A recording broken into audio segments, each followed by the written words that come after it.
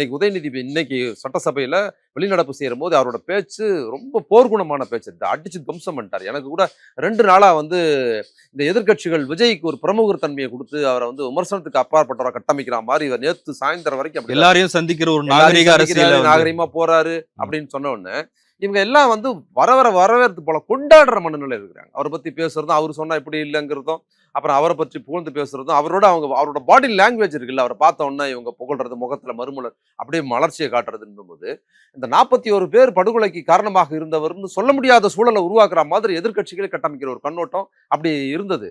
இன்னைக்கு உதயநிதி பேச்சு ஒரு அடிச்சு துவம்சம் பண்ணி நேருக்கு நேரா விஜயை பார்த்து இன்னைக்கு அந்த பேச்சு ஒவ்வொன்றுத்துக்கும் பதில் கேட்டு பேசியிருக்கிறாரு. அவர் அதுல சொன்னதுல முக்கியமான ஒரு விஷயம் நீங்க வந்திருக்கிறீங்க, எல்லாத்தையும் நான் செஞ்சிருவேன், செய்யறது தான் சொல்றேன்னு சொல்லி ஆதாரமா சொன்னீங்க. ஆனா ஒன்றும் செய்யல. ஆனா நாங்க எவ்வளவு நெருக்கடியான சூழல்ல வந்தோம், கொரோனா காலத்துல எவ்வளவு கஷ்டப்பட்டோம். அப்போ ஒண்ணுமே நிதி நெருக்கடி ஒண்ணுமே கிடையாது. ஆனா எங்க முதலமைச்சர் என்ன பண்ணாருன்னு பேசினார் பாத்தீங்களா? இதுதாங்க தேர்தல் பிரச்சாரமா இருந்திருக்கணும். இதை நான் என்னோட தேர்தல் பிரச்சாரமா இல்ல, நம்ம பேசுனது. நம்ம பேசுறதுல நான் 1 வருஷத்துக்கு மேலாக எங்க பேசினாலும் அதுல தான் நான் பேசுவேன். கொரோனா 5 ஆண்டுகளுக்கு முன்னால் இந்த தமிழகம் எவ்வளவு பின்னடைவா இருந்தது, கொரோனா காலத்தில் இந்த எடப்பாடி அரசு எவ்வளவு மோசமா நடந்துகிட்டது, முதலமைச்சர் என்ன பண்ணாருன்னு அதுல இருந்து ஆரம்பிச்சு போகணும்ல. இது தேர்தல் பிரச்சாரத்தில், திமுகவின் தேர்தல் பிரச்சாரத்தில் மையமா இல்ல. 5 ஆண்டு ஆட்சியின் சாதனைகளை பெரும்பாலும் வேட்பாளர்கள் பெருமளவில் சொல்லவே இல்லை. முதலமைச்சரை முன்னிலைப்படுத்தல. ஒவ்வொரு தொகுதியிலும் வேட்பாளர்கள் தன்னை முன்னிலைப்படுத்திக்கிட்டாங்க. பெரும்பாலும் நான் பார்த்த இடங்கள் பெரும்பான்மையான வேட்பாளர்கள் தன்னை முன்னிலைப்படுத்திக்கிட்டாங்க. தலைவரை பார்க்கும்போது எல்லாம் தலைவர் தான் அவர் இருக்கிற மேடைகளில் பேசுறது, அவர் இல்லாத மேடைகளில் தான் தலைவராக போக்கஸ் பண்ணிக்கிற கண்ணோட்டம் இருக்குது பார்த்தீங்களா? அதுவும் அதே மாதிரி 5 ஆண்டு ஆட்சியின் சாதனைகள் குறித்து சொல்லவே இல்லை.